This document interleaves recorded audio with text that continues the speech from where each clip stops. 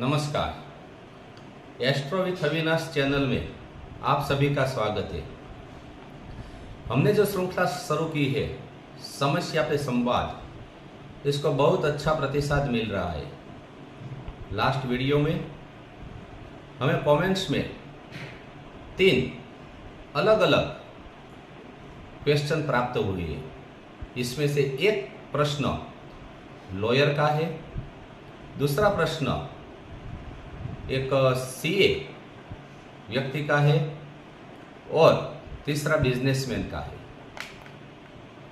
तो आइए समस्या पे संवाद के 7वां एपिसोड 7वीं श्रृंखला में आज हम इन तीनों व्यक्तियों के प्रश्नों को उसकी कुंडली के आधार पर जानने का प्रयास कर। सर्वप्रथम ये जो लॉयर की बर्थ डेट और टाइम है वो है 14 जुलाई 1980 को सुबह 8:30 पर उसका जन्म हुआ है। और उसका जो बर्थ प्लेस है वह अमरेली डिस्ट्रिक्ट में लाठी तालुका में बाबरा के नज़ीक है। उसका जो जन्मपत्री बनती है वह कर्क लग्न की बनती है। कर्क लग्न आश्लेषा नक्षत्र का जन्म लग्न है और इसका जो अंश है वह 28 अंश और 54 कला है। जब हमें ऐसा कोई जन्माक्षर मिलता है कि जो जन्म लग्न संक्रांति लग्न बनता है, क्योंकि हम जानते हैं कि 30 अंश का जो लग्न होता है वह कंप्लीट होता है, तो इसमें 28 अंश और 54 कला है। इसका मीनिंग ये हुआ कि जो जन्म लग्न है वह 1 डिग्री का ही शेष रहता है। तो ऐसे सिचुएशन में बर्थ टाइम बहुत अगत्य का होता है, जबकि हम जानते हैं कि बर्थ टाइम लेने वाले व्यक्ति उस समय इतनी श्योर नहीं होती। जब उसने लिखाया होगा कि 8:30 पर, तो इसमें कुछ एरर रह सकती है। तो हमें क्या करना चाहिए?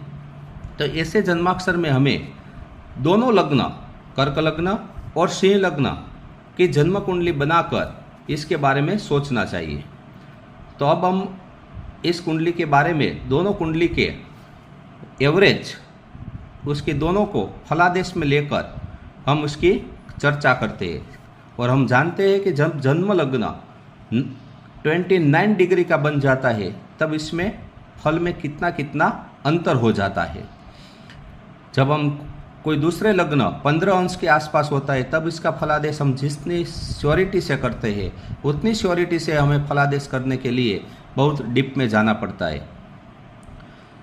और दूसरी बात यह है कि इस कुंडली में जो सूर्य है वह सूर्य भी 28 अंश और 14 कला का है, इसलिए वह वृद्धावस्था में है। सूर्य चंद्र है वह भी आश्लेषा नक्षत्र का है।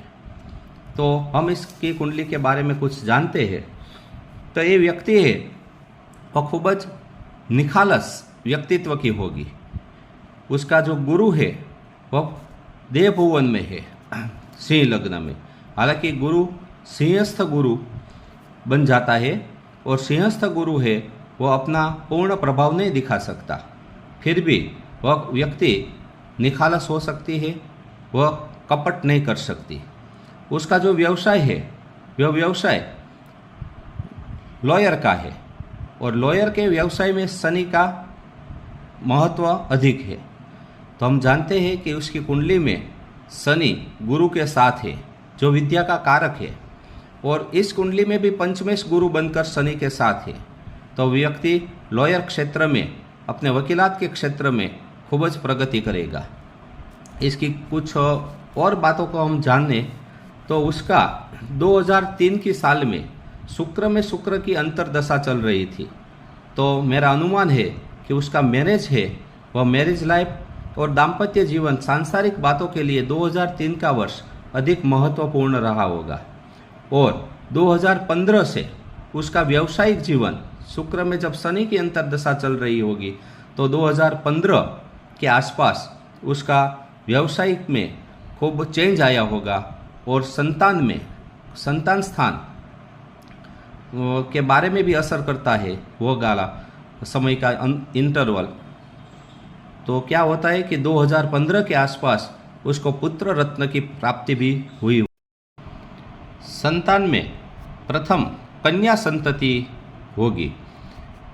और दूसरी हम बात करें तो 2021 का साल है जो 2021, उसमें सूर्य में राहु का अंतर चल रहा है।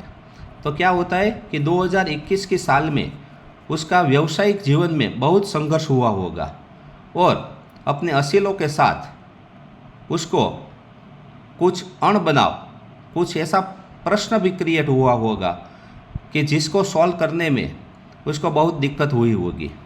अब व्यवसाय में आगे की बात करें तो अक्टूबर 22 के बाद उसको अक्टूबर 22 से 23 का जो पीरियड है वो भी इतना ज़्यादा असर करता शुभ फल के लिए नहीं है। 2021 से मैंने कहा कि 2021 में ऐसा प्रश्न हुआ होगा और 2022 अक्टूबर के बाद अक्टूबर 2023 के साल तक उसमें संघर्ष रहा होगा। व्यवसाय के क्षेत्र में संघर्ष का पीरियड बताता है, लेकिन इसमें व्यवसाय में सबसे अच्छा पीरियड अब चल रहा है वो है दिसंबर 2024 से। इसलिए इस साल दिसंबर से उसके व्यवसाय में इतनी प्रगति होगी कि दिसंबर 25 तक वह अपनी प्रगति जो चाहते हैं वह मनचाही प्रगति मिलेगी। ये जनरल रीडिंग हमने किया है और क्योंकि उसका जो प्रश्न था वह कोई पर्टिकुलर प्रश्न नहीं था, वह जानना चाहते थे अपनी कुंडली के बारे में, अपने ग्रह नक्षत्र के बारे में जानना चाहते थे। अब हम बात करते हैं दूसरे प्रश्न की। जो दूसरा प्रश्न है वह है सीए का। उसकी बर्थ डेट है वह है 24 मई 1982 और सुबह 3:45 पर अहमदाबाद में उसका जन्म हुआ है। वह सीए हुआ है और ये कुंडली में भी जन्म लग्न है वो 28 अंश का है। जब ऐसा जन्म लग्न आता है तो मैंने अपने इस वीडियो में बताया कि हमें दो कुंडली को इस तरह देखना चाहिए और इसका 28 अंश का जब जन्म लग्न है तो उसका फल कैसे मिलता है, उसका फलादेश में बहुत सावधानी रखनी पड़ती है। उसका जो प्रश्न है वह प्रश्न है, 3 प्रश्न है उसका। जो फर्स्ट क्वेश्चन है कि when I will able to buy house. दूसरा प्रश्न है what remedy to have for mental peace. और तीसरा क्वेश्चन है कि what remedy to be done for growth in career. तो अब हम देखते हैं कि उसका जो प्रथम प्रश्न है उसके हाउस के बारे में कि वह एबल कब होगा अपना खुद का मकान लेने में।